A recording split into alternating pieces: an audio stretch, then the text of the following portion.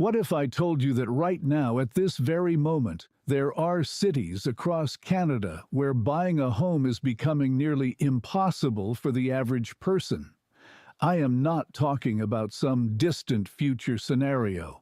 I am talking about right now, today, in 2024 and heading into 2025, where entire communities are being squeezed so hard by skyrocketing prices, vanishing inventory, and exploding demand that some experts are calling it a housing lockdown.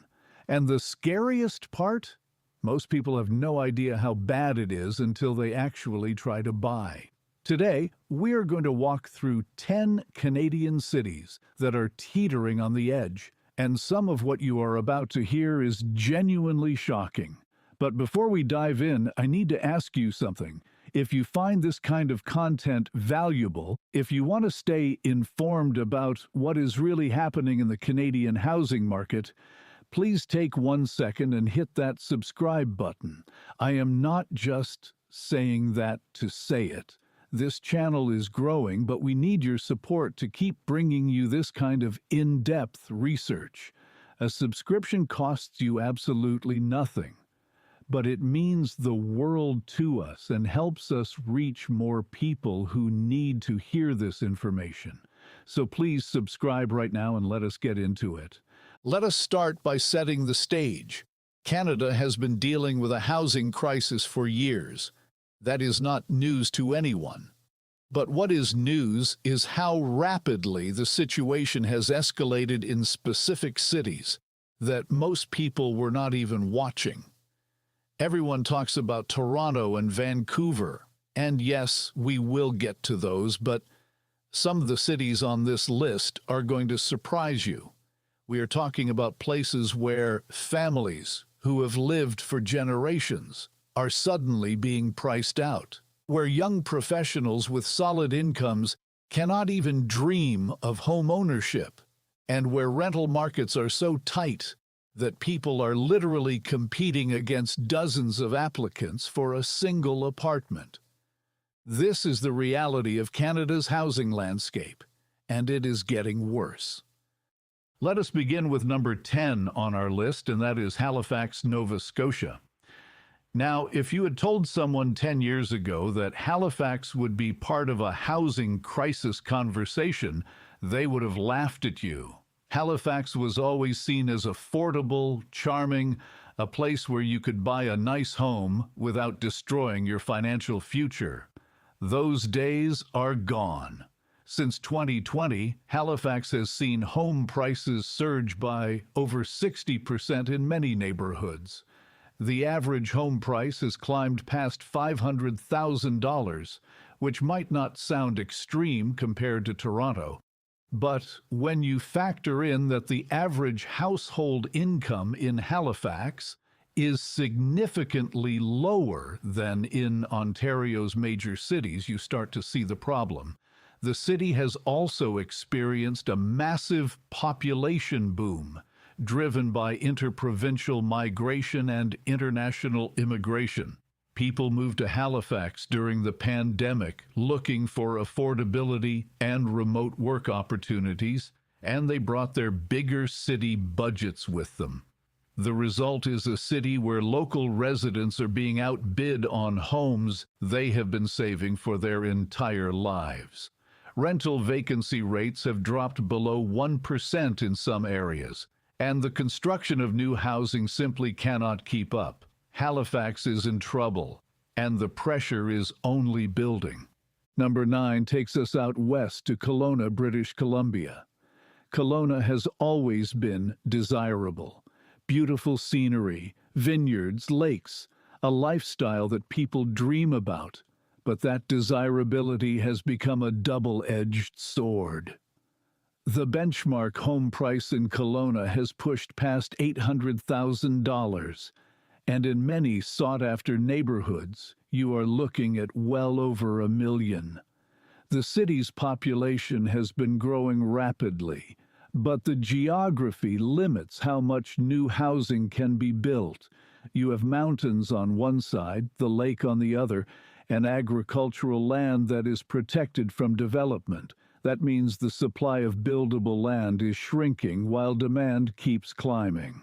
Young families who grew up in Kelowna are moving away because they simply cannot afford to stay. Retirees from Vancouver and Alberta are coming in with equity from selling their previous homes and paying asking price or above without blinking. The rental market is equally brutal, with average rents for a two-bedroom apartment exceeding $2,000 a month. Kelowna is a city that is locking out its own workforce, and that has serious long-term implications for its economy and community.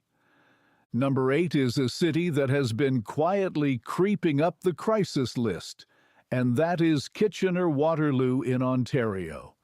This region was once celebrated as a tech hub alternative to Toronto, a place where you could work in a thriving innovation economy and still afford a home.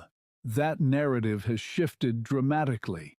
The average home price in Kitchener-Waterloo now hovers around $700,000, and that number has been climbing steadily. The region has attracted massive investment from tech companies and educational institutions, which has brought in a wave of highly paid workers competing for a limited housing stock. But here is the thing that does not get talked about enough. The infrastructure has not kept up.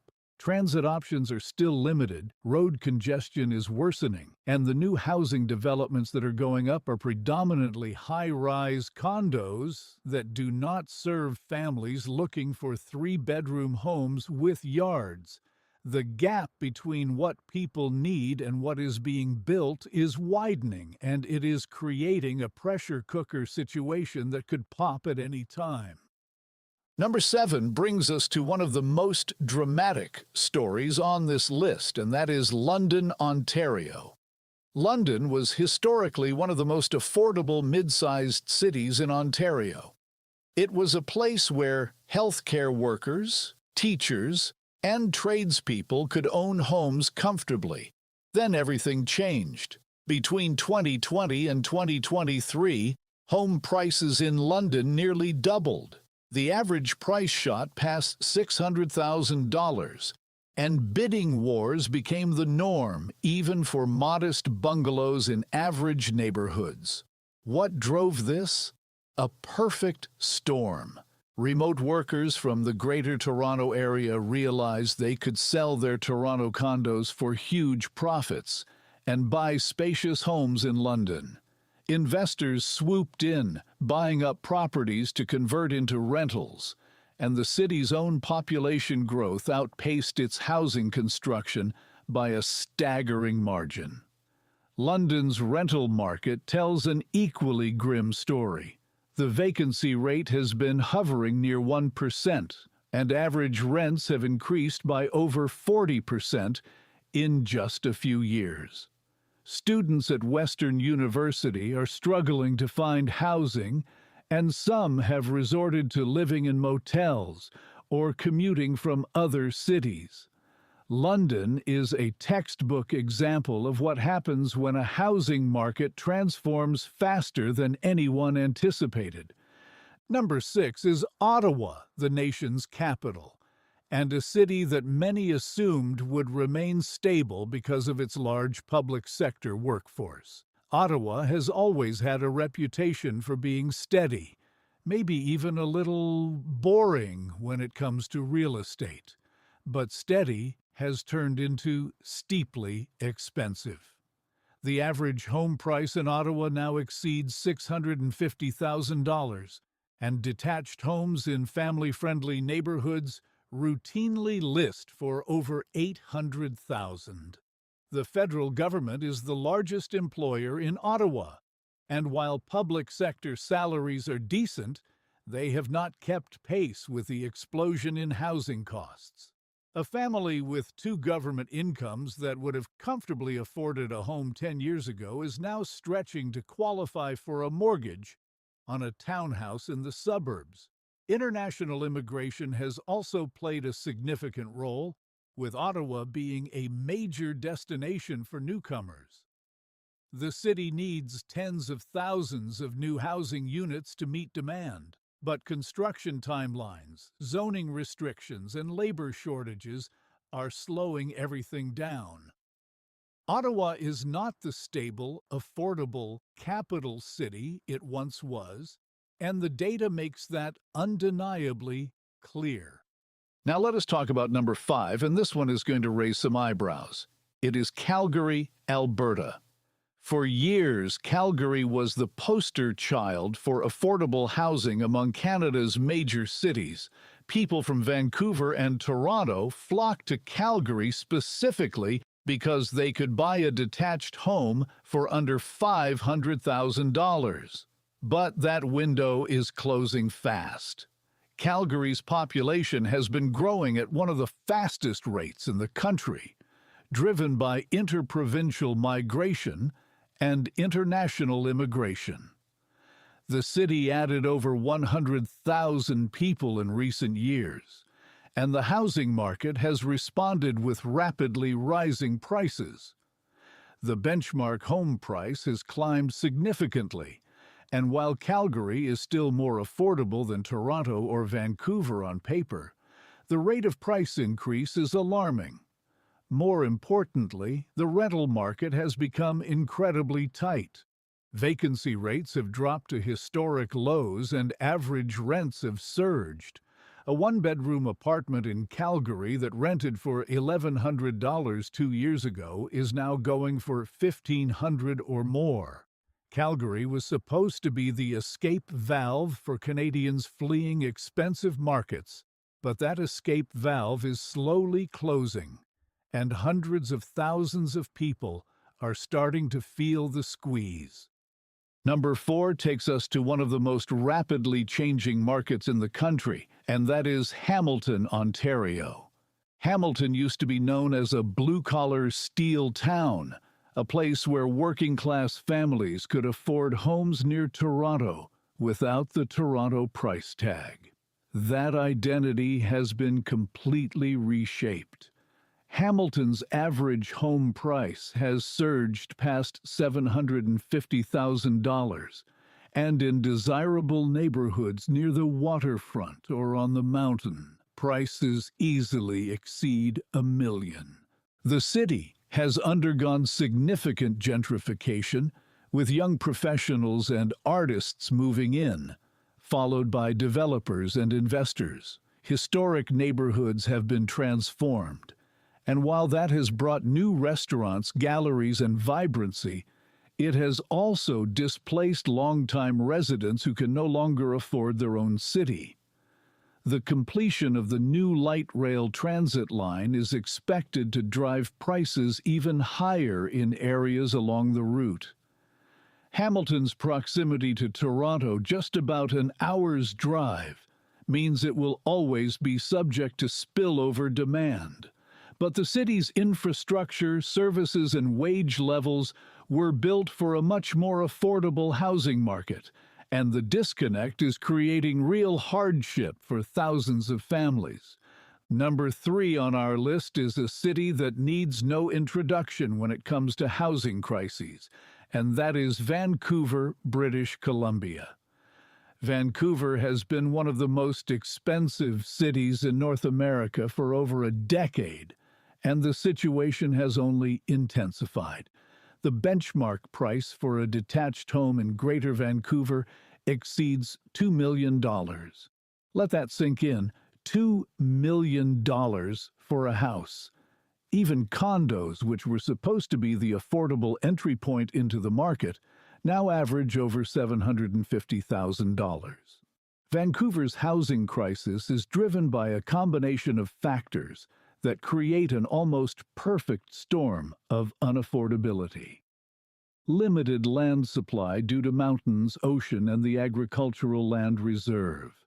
Massive demand from both domestic and international buyers. A strong economy that attracts workers but does not pay them enough to afford housing. and a regulatory environment that, despite numerous interventions, including foreign buyer bans and speculation taxes, has failed to meaningfully cool the market. The human cost is staggering. Vancouver has one of the highest rates of housing cost burden in the country, meaning a huge percentage of residents spend more than 30% of their income on housing. Young people are leaving the city in droves, creating a brain drain that threatens Vancouver's long-term economic competitiveness. The city is essentially becoming a playground for the wealthy while everyone else scrambles for scraps. If that is not a housing lockdown, I do not know what is. And by the way, if you are still watching and you have not subscribed yet, I really want to encourage you to do that right now. We put hours of research into every single video, and your subscription directly helps us keep doing this. We are a small but growing channel, and every single subscriber matters more than you know. Just hit that button. It takes less than a second, and you will never miss another video like this one. Trust me, you are going to want to stay updated on what is happening in Canadian real estate because things are moving fast, and the decisions you make in the next year or two could define your financial future. Now, number 2 on our list is Brampton, Ontario, and this is a story that does not get nearly enough national attention. Brampton is one of the fastest-growing cities in Canada, and its housing market is under extraordinary pressure. The average home price in Brampton now exceeds $900,000, and detached homes routinely sell for over $1 million. But here is what makes Brampton's situation uniquely challenging. The city has one of the highest population densities in the Greater Toronto Area, but it has been historically underserved in terms of infrastructure, transit, healthcare, and other services. Housing construction has not kept pace with population growth, and the types of homes being built, mostly townhouses and condos, do not always match the needs of the large multi-generational families that make up a significant portion of Brampton's population. The rental market is equally strained. Basement apartments, which are a critical source of affordable housing in Brampton, are in enormous demand, and rents have skyrocketed. Many families are doubling and tripling up in homes not designed for that many occupants, creating safety and quality of life concerns. Brampton is a city that is bursting at the seams, and without massive investment in housing and infrastructure, the situation is going to get significantly worse before it gets better. And finally, number 1 on our list, the city that sits at the very epicenter of Canada's housing crisis, and that is Toronto, Ontario. Toronto is not just on the brink of a housing lockdown. Many would argue it is already there. The average home price in the Greater Toronto Area exceeds $1.1 million. In the city proper, detached homes average well over $1.5 million. And even in the suburbs, you are hard-pressed to find anything under $800,000. Toronto's housing crisis is a multi-layered disaster that has been building for decades. Decades of underbuilding relative to population growth have created a supply deficit that some estimates put at hundreds of thousands of units. Immigration targets have brought hundreds of thousands of new residents to the GTA each year, but the housing to accommodate them simply does not exist. Interest rate hikes have made mortgages more expensive, but they have not significantly reduced prices because supply is so constrained that demand still overwhelms availability. The rental market in Toronto is perhaps even more alarming than the ownership market. Average rents for a one-bedroom apartment have surpassed $2,500 a month, and two-bedroom units frequently exceed $3,000. Vacancy rates are near zero in many neighborhoods, and the competition for rental units has become absolutely fierce. Stories of hundreds of people showing up to open houses for rental apartments are not exaggerations. They are documented reality. Toronto is also grappling with a homelessness crisis that is directly tied to the housing market. Encampments have grown across the city, shelters are overflowing, and the gap between those who have housing and those who do not is widening at a pace that should alarm every Canadian. The city has implemented various measures, from inclusionary zoning to purpose-built rental incentives, but the scale of the problem dwarfs the scale of the response. Toronto needs a housing revolution, not incremental policy tweaks, and until that happens, the lockdown will only tighten. So what does all of this mean for the average Canadian? It means that the housing crisis is not confined to one or two cities anymore. It has spread across the country like wildfire, touching communities large and small, urban and suburban, east and west. It means that the dream of homeownership, which was once considered a birthright in this country, is slipping away from an entire generation. It means that unless there are dramatic changes in policy, construction, and investment, Canada is heading toward a future where housing is a privilege, reserved for the wealthy and those lucky enough to have gotten in early. But here is the thing: awareness is the first step toward change. When people understand the scope of this crisis, when they see the data, when they hear the stories, they start demanding action from their elected officials, from their communities, from themselves. That is why videos like this matter. That is why conversations like this matter. And that is why your engagement matters. If this video opened your eyes, if it taught you something you did not know, or if it confirmed what you have been feeling in your gut about the housing market, then please do 3 things for me. First, smash that like button. It sounds simple, but likes tell the algorithm to show this video to more people, and more people need to see this. Second, drop a comment below. Tell me which city surprised you the most. Tell me if you are living in one of these cities and experiencing the crisis firsthand. I read every single comment, and your stories help shape future content. And third, and this is the most important one, please subscribe to this channel. I cannot stress this enough. We are working incredibly hard to bring you well-researched, honest, no-nonsense content about the issues that actually affect your life and your wallet. But without subscribers, the algorithm buries us. Without subscribers, we cannot reach the people who need this information. Your subscription is not just a number to us. It is a vote of confidence that says, keep going, keep researching, keep telling the truth. So if you have not already, please hit that subscribe button and turn on the notification bell so you never miss a video. We have so much more coming, including deep dives into specific cities, interviews with real estate experts, and actionable advice on how to navigate this insane market. Thank you so much for watching.